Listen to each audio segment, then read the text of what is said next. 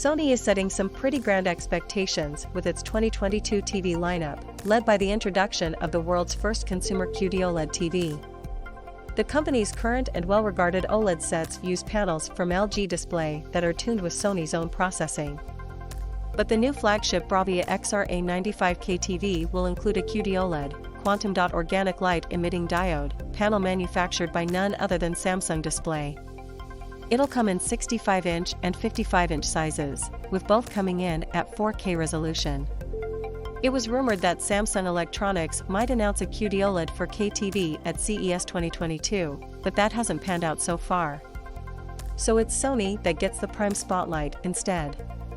Samsung Display has been developing QD-OLED for a number of years, and the display technology could become something of a middle step between standard OLED and the MicroLED displays that only Samsung is selling right now, for ungodly sums of money.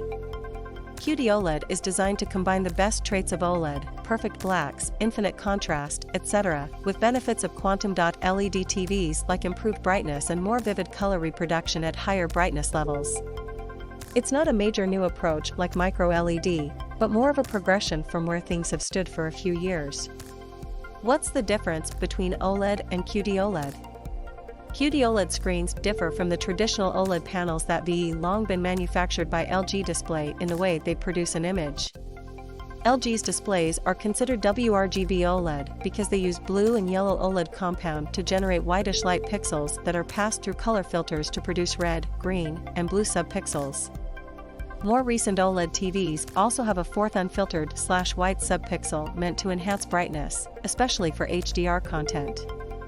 QD-OLED changes this up by emitting blue light through quantum dots to convert some of that blue into red and green without any need for the color filter. Blue is used because it has the strongest light energy. This leads to greater light energy efficiency. Since you're not losing any light to the color filters, QD-OLED TVs should offer brightness gains compared to past generation OLEDs. They should also be able to maintain vivid quantum dot color reproduction even at peak brightness levels, whereas WRGB OLED can sometimes exhibit some desaturation when pushed that far. In Sony's case, the company is claiming that QD-OLED boosts color brightness by up to 200% compared to conventional TVs. The already superb viewing angles of OLED are claimed to be even better on QD-OLED since there's more diffusion happening without the color filter in the way.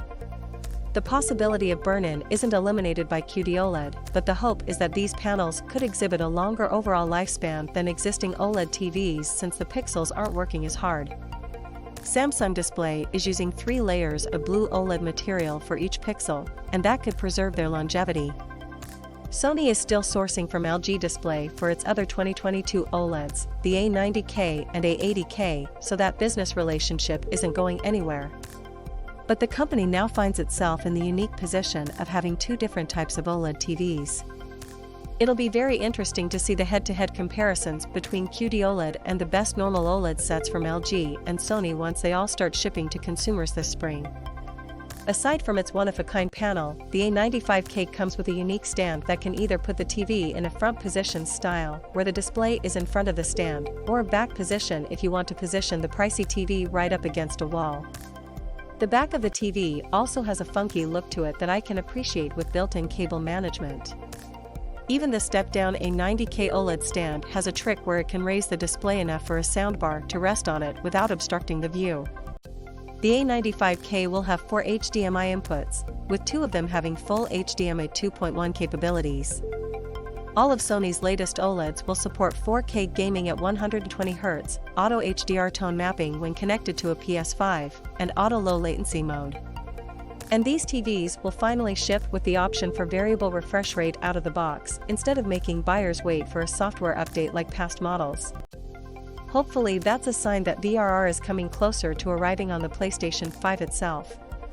Google TV remains Sony's software of choice for 2022, and the lineup continues to feature the company's word salad of branded features like XR OLED Contrast Pro, XR Troluminos Max for the A95K, or Pro for the rest, and Acoustic Surface Audio Plus. Sony really does get some fantastic audio performance from its premium TVs, and its in-house processing also slightly bests LG's OLED lineup in picture quality, so the names are probably here to stay. Sony also announced its first line of MicroLED TVs, which I've covered separately. Pricing and specific release dates for all the TVs will be announced in the coming months.